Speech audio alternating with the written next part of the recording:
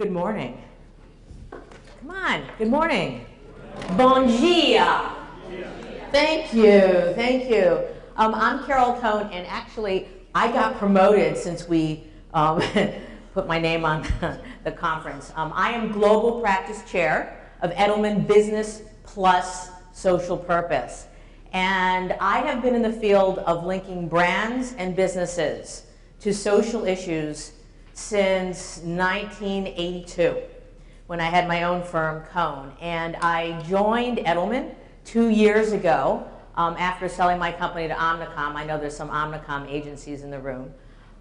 Because I felt that the strategy of linking brands authentically and with relevance and sustained over time to create engagement with citizen consumers as well as employees was becoming core business and brand strategy.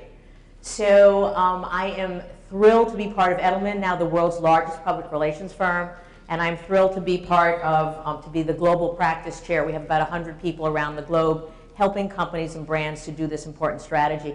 I'd also like to say that we have a wonderful sister agency that we acquired in Brazil called Significa, and that Significa, as I was developing Cohn over the 80s and 90s and the early 2000s, was parallel pathing.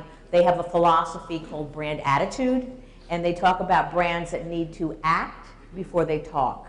So today I'm going to share with you why that is so important, and that I hope that I can make you into a believer. So let me just get a show of hands.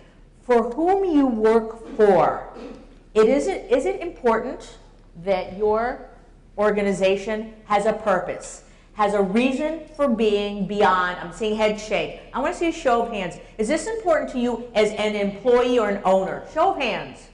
Come on, let's see. And tell me why. Somebody shout out. Why is that important to you?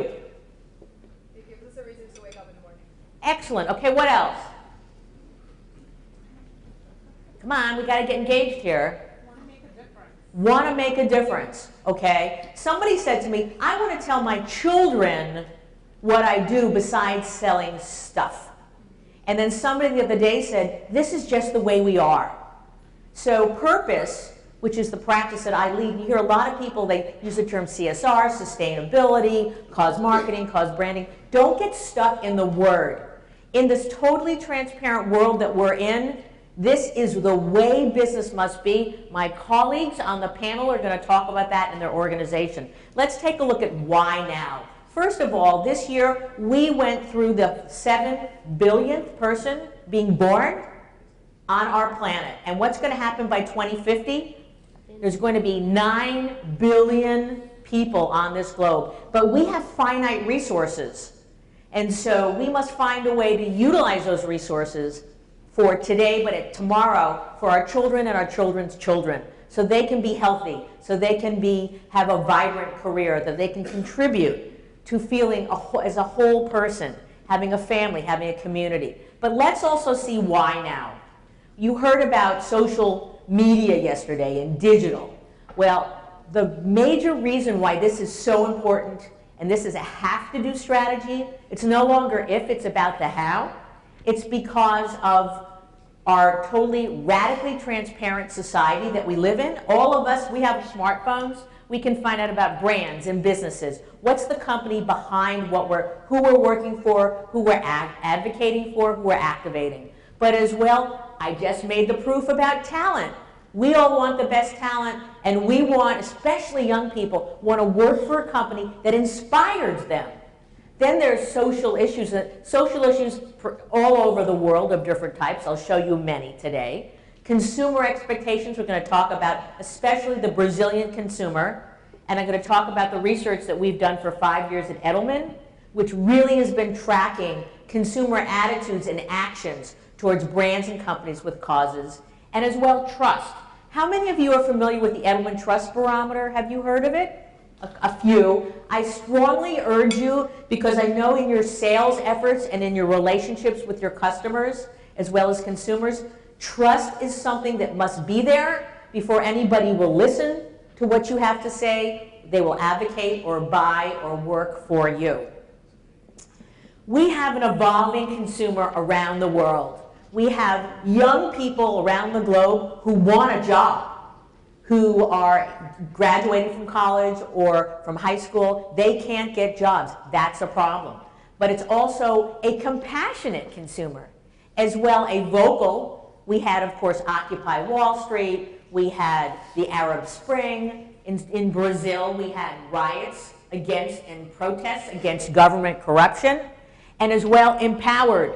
We all have our word of mouth. We have our social media. We have our friends.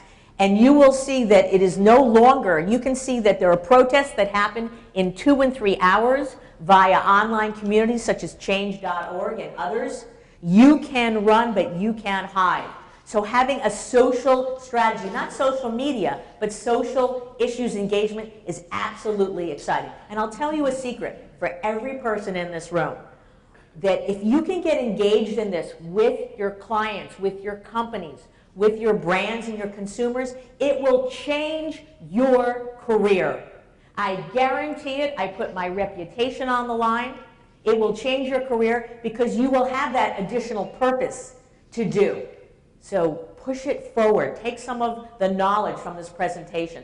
Let me give you some of the new data. The Edelman Trust Barometer, which is 12 years old, 25 countries, with 25,000 elite consumers.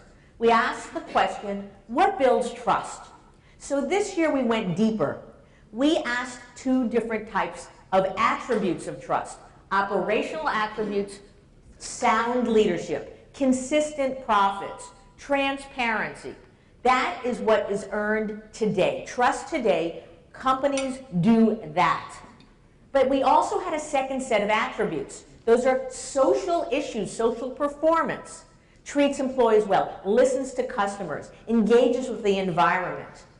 Look what happened when we asked around the globe about earning future trust.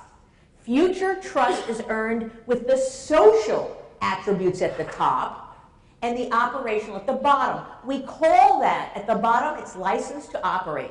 You go into a new country, especially let's say if you're a brand and you want to move into Brazil, you want to move in India, in China, you need to earn a license to operate, especially with the government. And you'll see now with consumers. But it's the social engagement that will earn tomorrow's trust.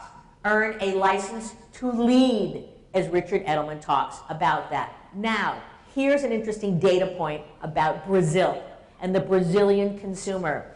Of the social attributes, the number 1 is the environment. The number 2 is employee.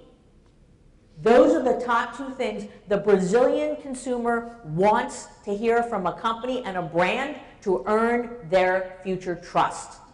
Different from different countries around the globe.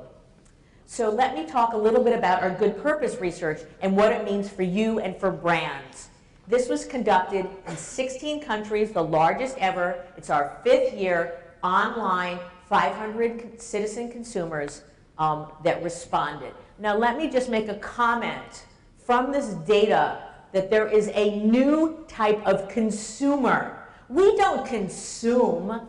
I believe we're citizens now. We are vocal, we are empowered, and so that's the way you need, you're not just doing a media buy or engaging with.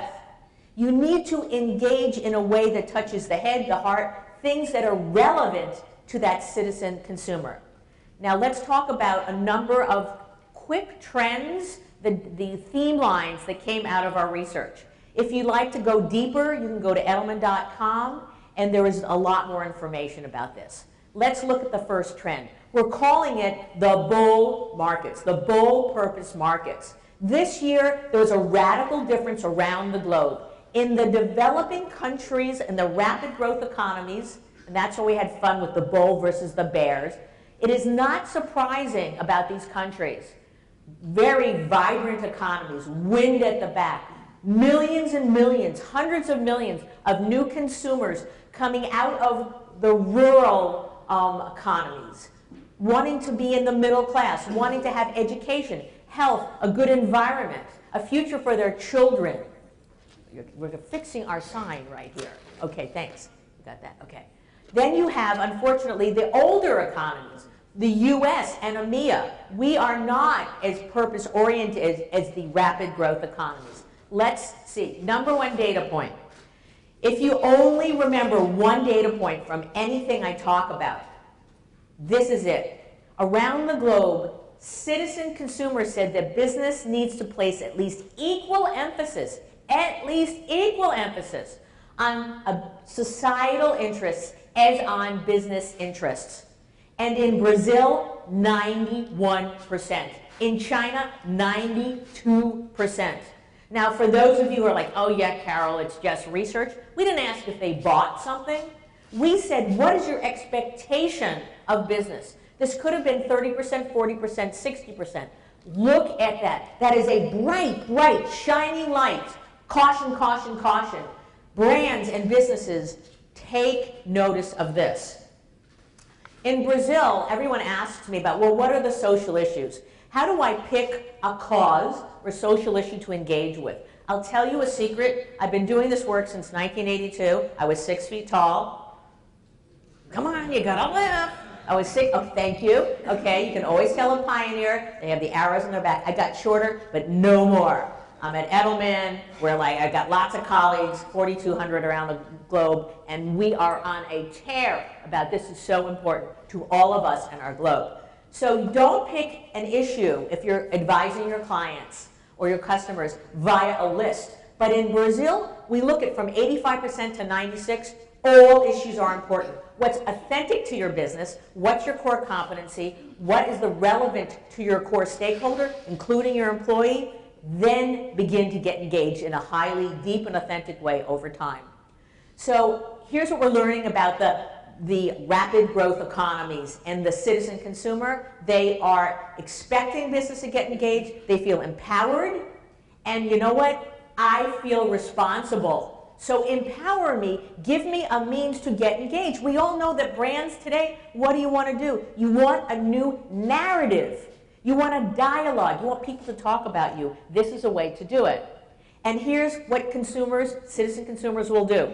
If they hear about what you're doing, and that's a great opportunity for all the media in the room, whether you're online or offline, or in store, or on pack, citizen consumers want to know about this. And when they do, they will buy, they will recommend, they will promote, they will invest in, they will work for. The numbers on the work for invest are 20 to 30% higher in Brazil.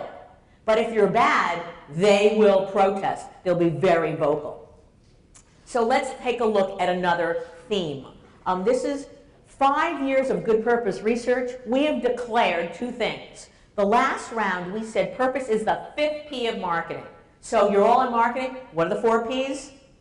Come on. We get it all: price, product, place, and promotion.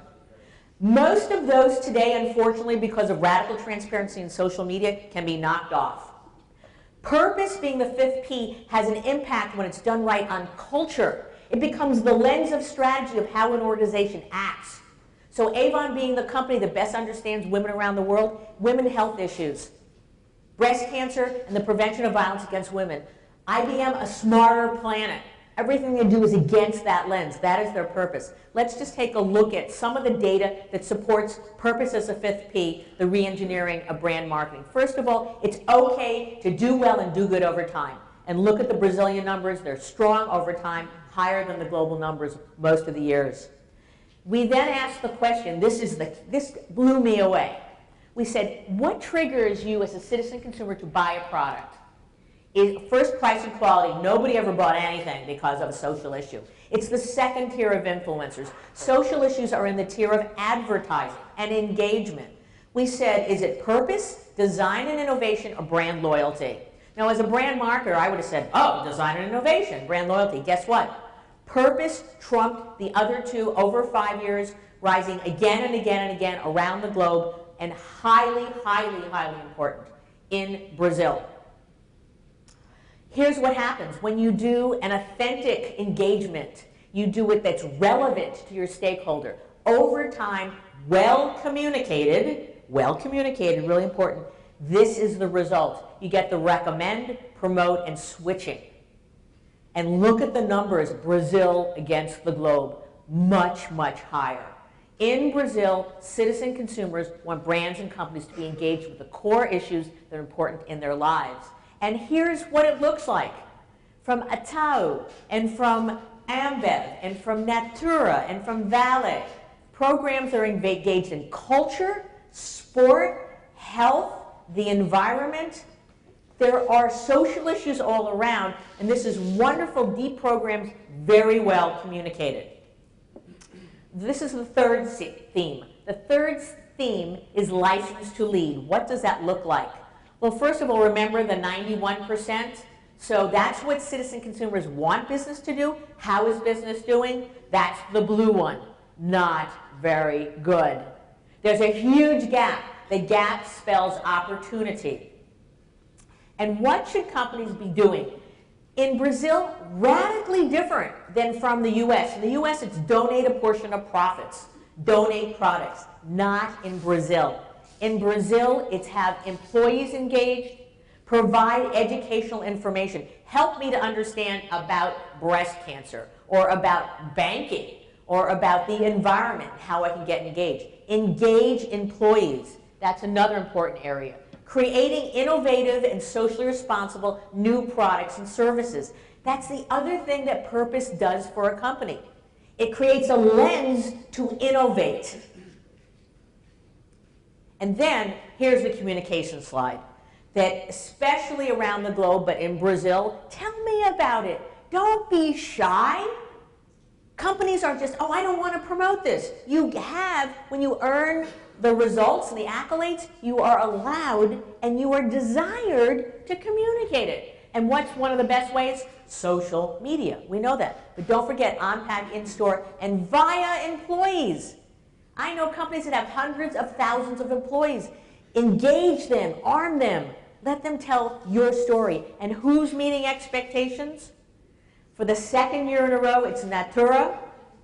Then you have Petrobras, which we can discuss perhaps on our panel, Nestle, Bradesco, and Banco do Brasil. So in closing, we have 5 years of learning from our Good Purpose research and our Edelman Trust barometer as well. Purpose is here to stay. Purpose has re-engineered brand marketing. It helps to trigger a purchase when it's done well. It can help you earn license to lead, and the largest growth markets, Brazil, China, India, the rapid growth economies. So I love to end with the CEO and Paul Pullman, and I certainly could also talk about, is it Paul Walsh at Diageo, has a similar comment. Brands need to earn trust because CEOs today, they earn a license to lead, not just making profits, but by their contributions to society. So purpose is powerful. Our panel now is going to talk about this and going deeper. I bring Natura back into the room because they were named #1.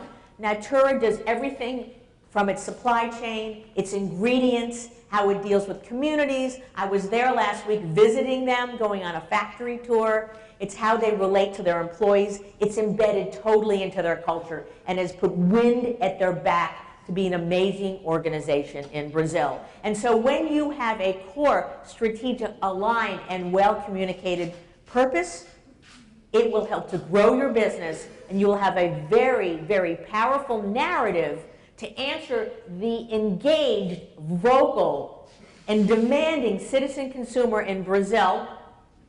What is your purpose? So now I think we're going to have our panel discussion. Christina and my colleagues. Good morning. I'm Christina Biazar, Managing Editor for the Wall Street Journal Americas. I would like to thank you, Marcus Bayer, for inviting me to moderate this panel. It's very exciting. And I would like to welcome our panel and thank you for your time too. And I want to do this very informally, and I want to start straight away with questions. And please feel free to ask questions and raise your hand, and I'll give you an opportunity whenever you want. I'm Brazilian, so everything in Brazil is exaggerated right now. All the numbers are so high. And I have a question actually to start with Carol, and my question is that, is the Brazilian consumer also getting a little arrogant? That's an interesting question. I've never been asked before. I don't know if I'd say arrogant. I would say demanding, perhaps. And I think that that's a fair demand. When I visit São Paulo and you tour and you see wonderful skyscrapers next to the favelas, and you see that there are millions of new consumers coming into the economy, I think that a demand, because of the transparency of media, is a fair thing to have. So I would say it is okay to expect brands and companies to do more. I find that there is a little bit of a contradiction, because suddenly you see the Brazilians really feeling empowered on one side, but on the other hand, there's a great expectation from the Brazilian consumer that the government is going to intervene and make companies behave. I was working with your colleagues with the trust barometer research, and Brazil once again had very high numbers for expectations from the consumers to have the government intervening and making companies behave. And there is a big complaint about lack of legislation. Is this a contradiction? Do they really believe that just by pulling out and refusing to buy a brand, you have more power than expected the government intervene? Around the globe, citizen consumers do expect government to provide basic services. Education, water, sanitation, transportation, cities that work. But you also saw from our bull versus the bear markets that I feel more empowered as a citizen consumer, and that also people like me. While the numbers are lower for people like me, I still believe, especially with younger citizen consumers, and especially we see, and I've seen this over decades, that there's less selfishness and there's a greater understanding of the needs and the sharing of the needs. So I think that government, most smart companies don't want to be regulated. They would much rather earn a license to operate and a license to lead via being proactive versus being legislated. Thank you. I would like to go to the other panelists now, and if you two can give us an overview, a quick overview on what your respective companies are doing based on what we just heard here from Carol, with this huge change in the consumer expectation. Great. Olga, please. Thank you. Good morning, everyone. What we're doing in Diageo, the starting point would be the global spectrum, and Diageo, particularly in recent years, has been extremely committed to all of this. For many years now, actually, since the creating of Diageo, the name comes from the combination of dia, which in Spain means day, and geo, which is the earth. So since the inception of the name, we've had a purpose, which is to celebrate life. And this purpose is very, very linked to what we do as a business as well. So that's where all of that, Carol was saying before, actually, that gives you a lens to innovate, that gives you a lens to participate, that gives you a lens to state how you communicate, how you work with your employees, and definitely that's very alive for us. After that, what we've done is in different regions, we're developing different programs. In Africa, for instance, one program we're very proud of is the Purity Water program. We're impacting over 1 million people there. We're also creating closer to our business a beer in some parts of Africa where there's so much toxic alcohol that people actually die of consuming the wrong things. So we've created a very, very affordable but actually good to drink product, which means that people can access that instead of something that will harm them. In Latin America, we're very proud, and in the Caribbean, very proud of our Learning for Life program. What we've got is actually a system where, going back to the point of being close to your heart and to your business, we train young adults into retailing practice and also into bartending, so that then we help them get employed through our customers. And that's very alive in Miami. We're investing, probably next year we'll be investing over £2 million into that in the region. And that's really working very well. We've got over 12,000 people already trained up. And one of the things we're looking at doing in places like Brazil, where tourism is booming, there's a lot coming in terms of big events, is actually how do we team up with the government, with the tourist board, and actually all of the organizations driving that. So lots more to come for us. I have a question for you before we go to Alexandre. The sector you are operating, and it's kind of love and hate relationship with everybody. I mean, Brazil again went on the very radical, I would say, very extreme way when imposing much more rigorous laws for the amount of drink you can have before you're driving, and how can you find a balance between being a good company, but also being blamed for so many deaths pretty much in Brazil with young people driving under the influence, and suddenly there was a radical transformation. Everybody is really very tight on how to behave, and it's a big transition phase going on in Brazil. And how did Diageo found the balance between those two aspects?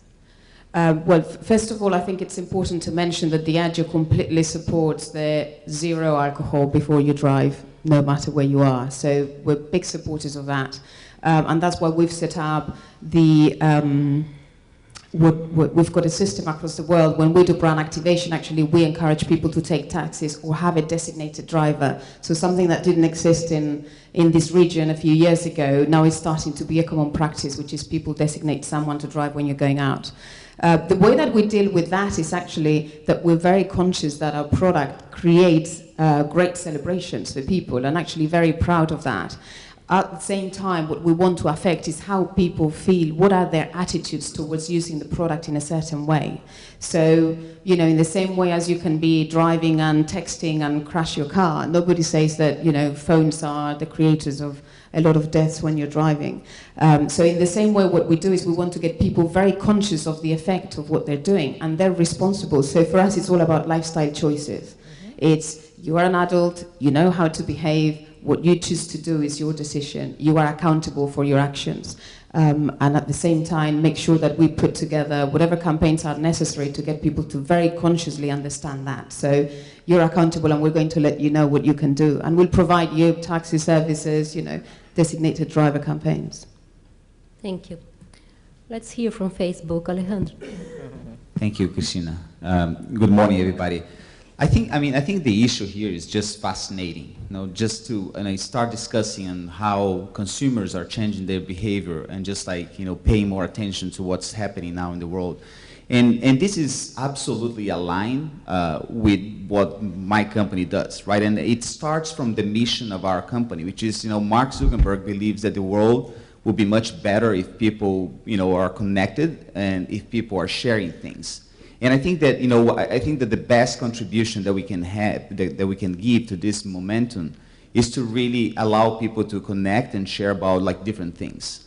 When I start thinking about everything that we do and how we empower users and we change the mentality of some of the companies, it's fascinating to see the evolution of that. And I think that Diageo here with Olga has one of the nicest cases that we have inside our platform.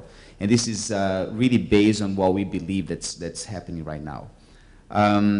So we try to work with those companies and these institutions to really make sure that they're using the technology to foster how people are behaving, because we believe that the behavior of the people didn't really change. What changed is the technology.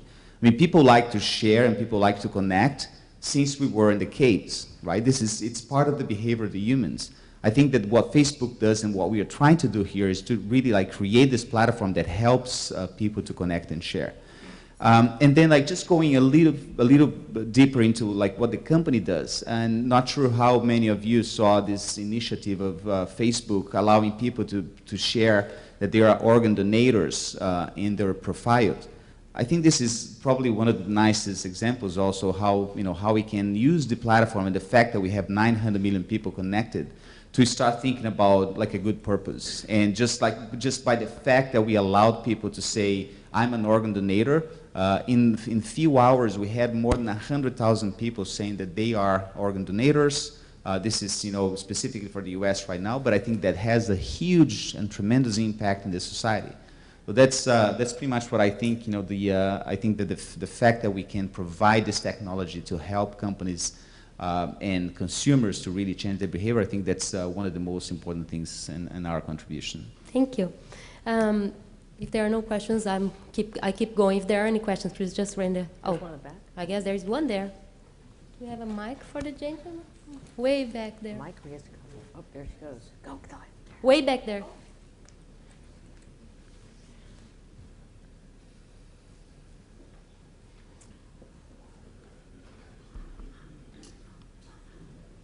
Please identify yourself. Hi, my name is Javier Mantilla. So, I'm a U.S. citizen and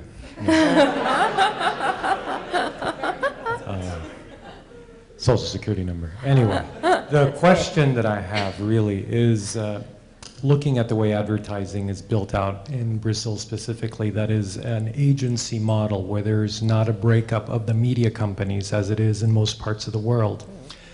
If you keep the holistic idea of a campaign within the brand agency, and they're the ones that create all the extensions and the media, because that's very different than what we do in most other places of the world, do you think that's what accounts for a better overall grasp for consumers from the ideas and then the delivery of the social product with them?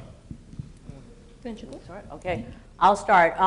Well, I will say that model, and certainly my previous firm, Cone, was part of Omnicom, so we know that model.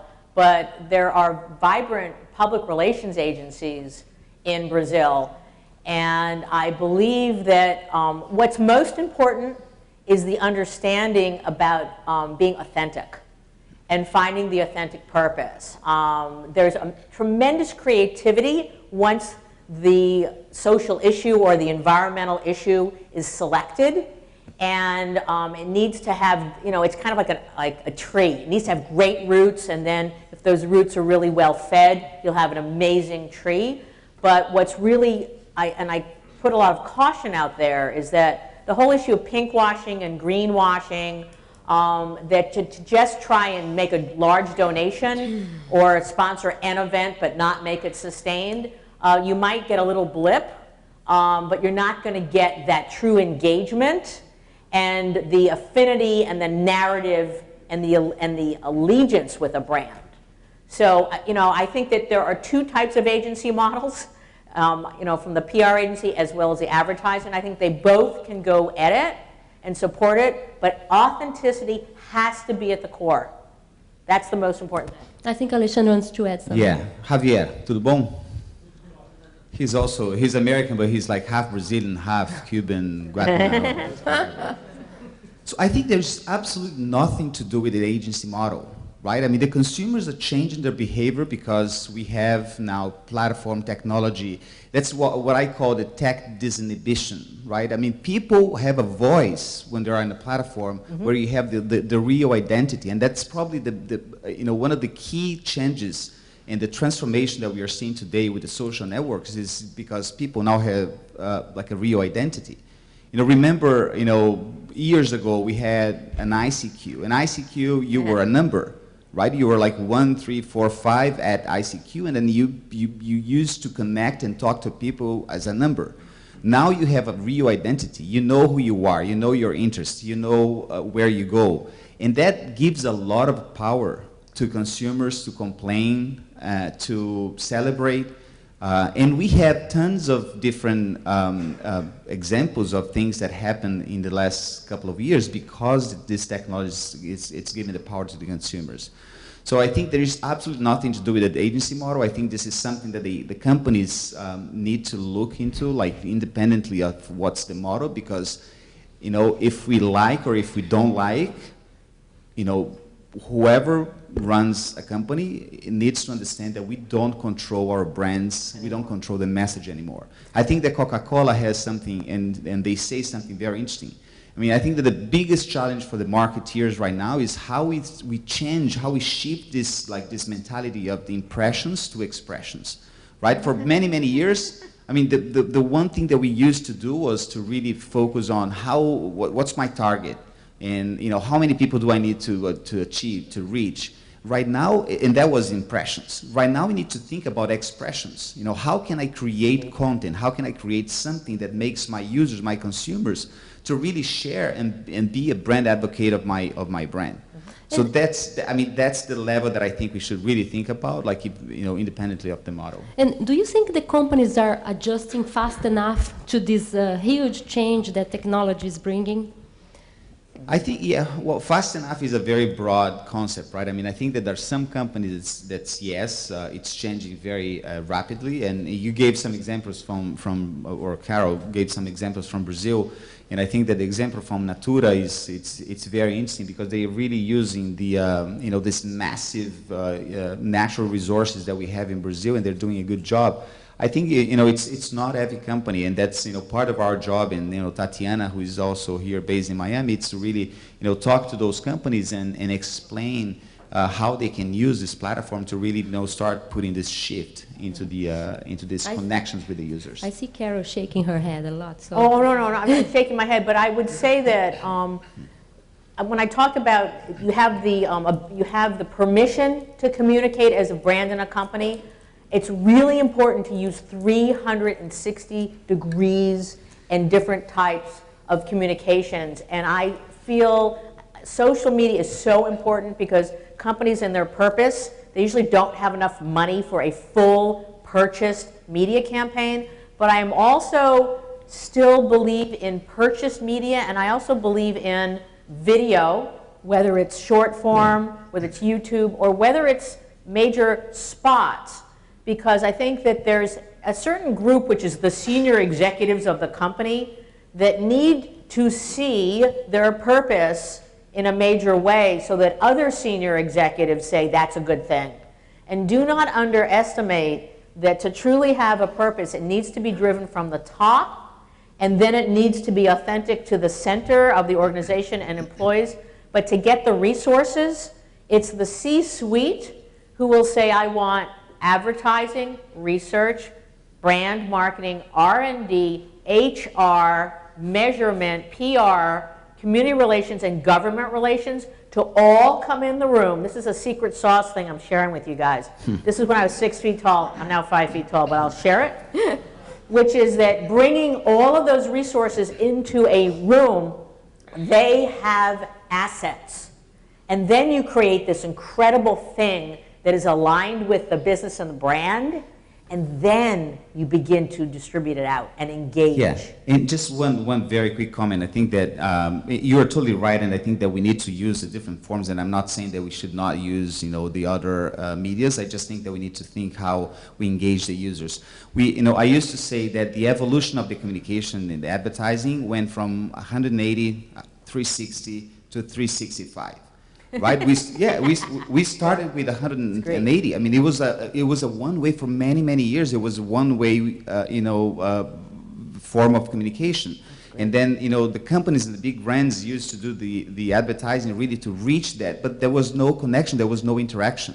And then someone came with this beautiful thing of, oh, let's do it like 360, and let's try to engage in whatever moment of this new multifunctional generation. Let's really make sure that we are connecting with them in the whole time. And what I believe it's the right thing right now is the 365. We need to be connected with these people 365 because this little thing here has more power than a computer that would not fit in this stage 40 years ago. And this, the smartphones and the connections and everything is giving a lot of power to the users. So that's why I think it's so important to be 365. So 180 to 360 to 365. Olga, do you have something to add? Yeah, I was just going to add on your question about whether we're changing enough. I think for me, the way the change is going is actually what's important is that people are changing. So that means also, obviously, employees are people, therefore we're all changing. But more importantly, that's what's driving, I think, the authenticity piece, which is really important, is they want to find people who really connect, brands that really connect with who they want to be in this lifestyle. And therefore, they'll come and find you. So we need to shape to that. And it's, I think now, companies and brands understanding that more to be able to really create something that's authentic is what needs to drive us. So they will set the pace of change for us. That's what, for me, is interesting. It just feels like it's reversed. Thank you. I think we have a question here.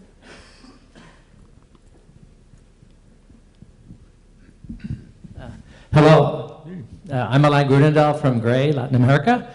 And we all live in a world of a lot of financial pressures, obviously, quarterly numbers, getting to the results. And I think there's an inherent tension in a discussion between making our numbers, selling, not to pick on you guys, but selling more alcohol, and with these other societal pressures that we're also, or good citizenship. Same thing with Facebook, have this incredible platform to share information, but privacy concerns, and how do we use that information to sell marketing solutions? So I know longer term, we need to think if we do short-term decisions that are bad, that's going to affect the business long-term, but what kind of incentives are created internally in the organization to make sure that we keep that balance and that we don't make short-term decisions that are going to be, have negative impacts on society as well? For us, the first point is our values. So not necessarily going to incentives, which is a bit more sort of the carrot and stick approach. So starting with the values, we're very clear that authenticity, for instance, is one of our values internally, and it's actually one of our leadership capabilities. So that's really, really ingrained into the business, and that goes through from the way that you deal with your customers, you deal with your agencies, you deal with people around you. So I think when you start at that level, then suddenly it is a lot easier to be consistent with that way of thinking as you go through everything the organization does. And then internally, in terms of incentives, we're very clear. Everybody has, the set of objectives for the year, and we actually all have what we're calling a compliance and ethics element within those objectives. So anyone that's senior leadership up has to be responsible for making sure the team is actually within those parameters. And that includes everything from the way we trade, so how do you create your promotions, your pricing, etc. The way we do marketing, so we've got a very rigorous internal marketing code, which is actually sort of industry standard, and then also that the way we interact within the company as well. So it's very ingrained across all levels for us. Yeah. So my answer in two parts. One, just thinking about technology, this is so new that it's very hard for us to think about short-term versus long-term, right? I think this is the iteration, like all the time, really understanding, how we can improve the platform. If you take a look in the biggest, technology companies, most of them are in constant beta. That's, they are always improving based on the feedback of the users. I think that the platforms right now, and I'm talking about all of the technology companies, it's easier for them to really improve based on the usage of those platforms. This is point one, and really focusing on the technology. When we think that the world right now, it's the world of choices, right? I mean, we live in a huge and massive, commodity, society. It's becoming really hard for you to create something that has like a tremendous differentiation.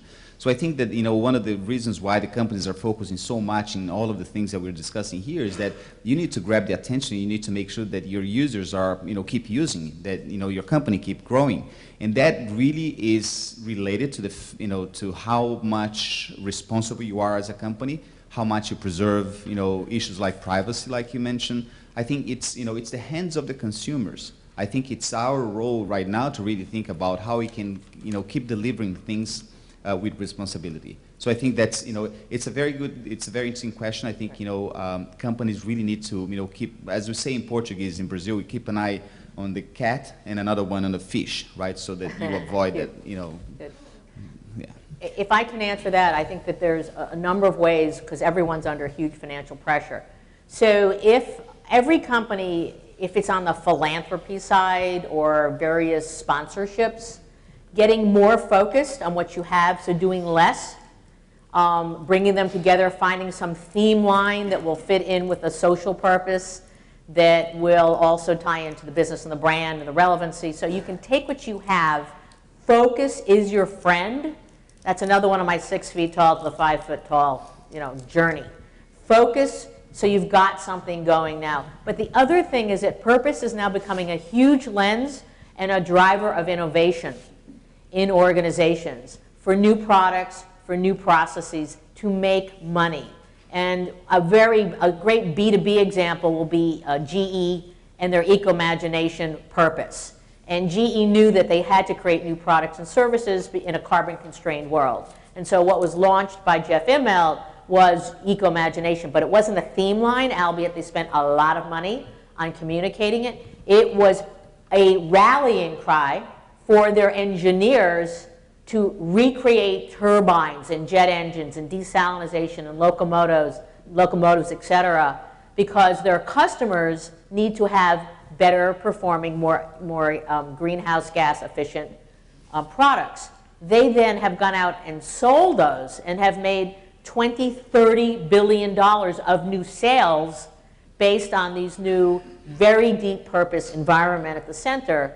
So you've got innovation, you've got focus, so there are ways to find, and then you've got, once you have this great narrative, you know, you can redirect promotional dollars.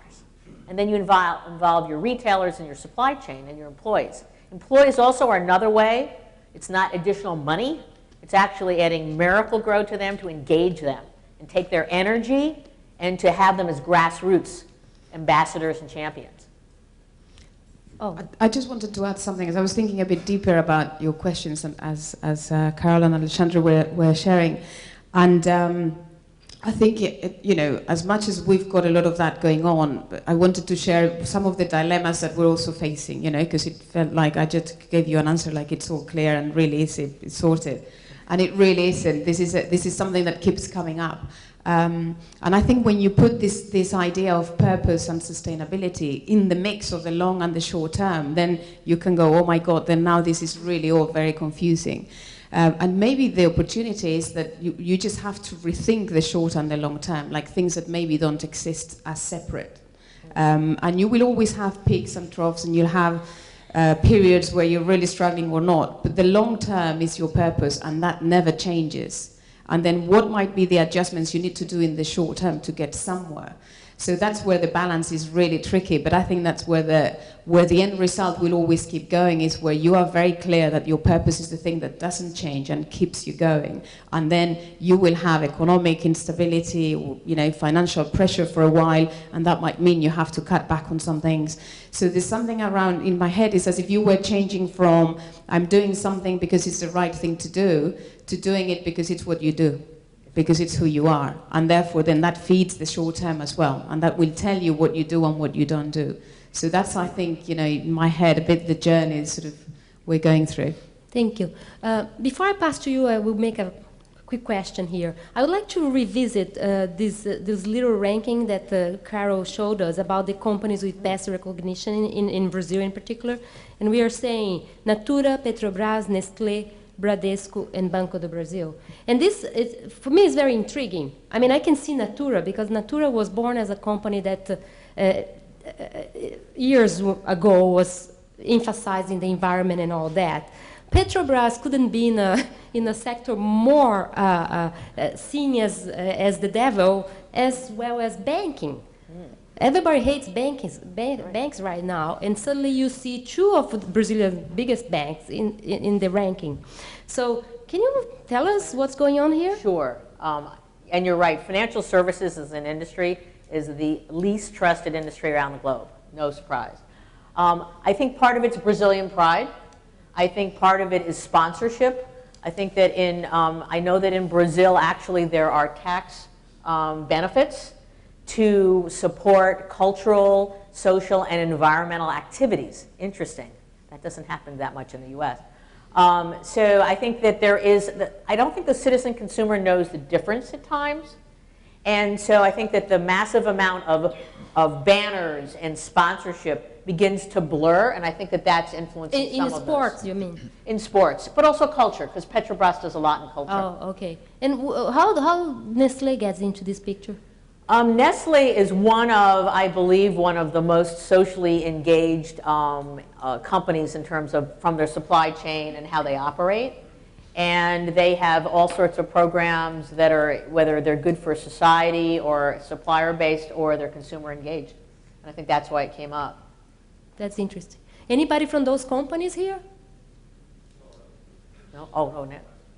Oh, okay. So hold on then, because I have a question waiting here. And I come back to you. Can you raise your hand here? Sorry. Oh. Thank you. My name is Juan Carlos Santamaria with Kaltura, and the citizen consumer is rapidly becoming the citizen journalist Yes. with the the ability to have a high quality, high definition camera on your cell phone. How do you see companies engaging with that citizen journalist to enable brand awareness and building brand loyalty? It's a great question. I think that that's why the public relations model, which has always been about engaging in an influence versus talking at, is becoming a lot more important today. I think that, as we've discussed here, unfortunately, companies don't control their brands and their reputations anymore. And so it's how you behave. And so the engaging of, I think you start with the employee. I think that that is the least understood of any audience. I think that the companies that we've worked with, and I've worked with them over decades, it's been, oh, let's have a day of service, or let's have an employee newsletter. That's not the case anymore. I mean, IBM, for example, has 440,000 employees around the globe. They engage them in Smarter Planet in all sorts of ways. They have a service corps where their highest performing employees are chosen and they're sent to emerging countries to really learn to provide their services as well as to understand cultures. I think it's the answer in a short form. Sorry, I'm not that short. I am short physically. It's about authentic engagement. Thank you, Alexander. Yeah, let me just, I think this is probably one of the biggest dilemmas that the companies live today, right? Should I open my page on Facebook? Should I let users, make comments about my company, my brand, whatever? And I don't think it's an easy answer because, when you decide to go and have this like long-term relationship, this is not a marriage that you're not sure if this is going to work or not, right? I mean, you cannot just open and say, listen, come on, and say whatever you want, and then like at some point, oh no, it's too tough, like I can't answer that anymore. So I think that this dilemma, I think that tends to to mitigate as companies become more mature in terms of making these relationships with the consumers.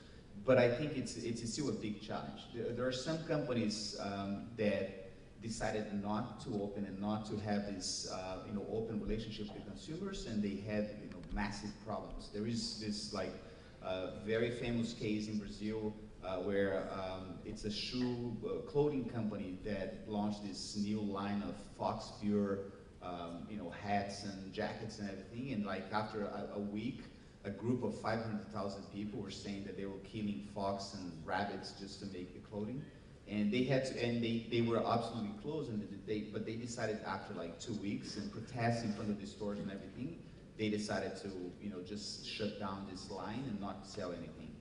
On the other hand, you have companies like AT&T in the United States who did a very interesting job in getting the complaints from the users and transforming these into almost like a Wikipedia for AT&T, helping users, right? Instead of you calling a 1-800 number and say, oh, my phone is not working, they just created this massive application where users help other users.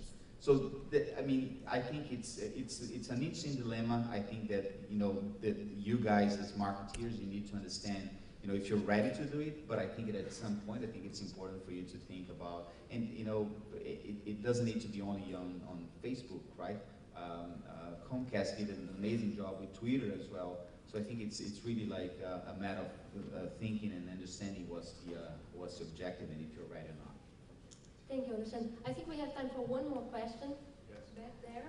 Marcelo Pacheco from ESPN Brazil. Carol, do you have any data showing, because there's a fever in Brazil of companies trying to be perceived as a social responsible, and they are not. Do you have any data showing the damage in the brand if you try to be perceived as a social responsible and you are not? Well, some of the data, I think that that we showed about promote and punish, we have other deeper data, obviously, data cuts that we can do. But the punish is one that, the numbers keep going up with the transparency afforded by social media. So I think it's, the winds are clear. Companies must behave. It's about behavior. I mean, that's why when Olga talked about values, it's about companies, how they behave, because you cannot control 10,000, 100,000 employees, and you can't control your citizen consumers. Anybody? Olga? Alexandre? I think for me, at least, I guess no data to provide you with, but I think from my perspective, it is very clear that given how easy it is for people to communicate about disappointment and how normally you get two types of feedback, people who are really happy, people who are really unhappy. So when people are really unhappy about something, they want to make sure everybody they know knows. So there is no doubt in my mind, and we've seen, you know, with some of the activations we've done, recently we had a problem in Scotland, in Diageo. The minute you do something that is not well perceived, it actually affects the company globally. So there was an issue with an award ceremony actually on a pub in Scotland, which is something that you'd go, I mean, never in your life you would have thought that would have got across the globe within 24 hours. And it became for us actually a huge press crisis. And a media crisis overall. So having to manage that also for us real time and live is also another issue, because, not an issue, it's something we have to deal with, because now we are exposed globally all the time, 365, 24 hours a day. So definitely there is no doubt in my mind, because immediately when you get a press release talking about something people didn't like, then the brands all come up, one, Diageo, The Maker, Salt Bamba, Johnny Walker, Baileys. So it's pretty immediate. Yeah. Alicia? I think, Marcel, I think it's really dangerous, right? I mean, you have to be a very, very good company to do something different from what you say nowadays. I mean, it's very hard for you to, you know, hide in a world that is absolutely connected as, you know, citizen journalists, that people that can create and, you know, take pictures, and in questions of seconds, you know, like 900 million, you know, in the world will, you know, will see that. So I think it's, you know, it might have companies, you know, in that situation, but I think it's risky. You know? Right nowadays, it's risky because, you know, users have the power to really communicate and see what's happening. Thank you. Can I make one? Yes. Vicky, I just want to give a quick story about when a company does this right. And is anybody from McDonald's in the room? Okay. During the LA riots in the early 90s, when horrible days of riots and everything in the community in South Central LA being torched, and I mean, it's horrible. There were 22 McDonald's in the riot area. And so you'd have on four corners, you'd have McDonald's and Church's Fried Chicken and something else. Not one McDonald's was touched. Not one in the riot area. And everything else was up in flames. And McDonald's, whether you know, they sell interesting food and it's salt and it's high fat and this and that. But from the very beginning, Ray Kroc, when he started that company, he believed when you took a hard-earned dollar out of the market, you gave something back. And that inoculated that company during the worst thing that could ever happen. And I always tell that story, even though it may be about 20 years old now, because it shows the power of purpose at the core that's authentic.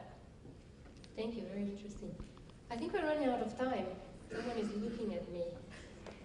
Thank you very much. I appreciate your collaboration. And thank you. Great, thank you.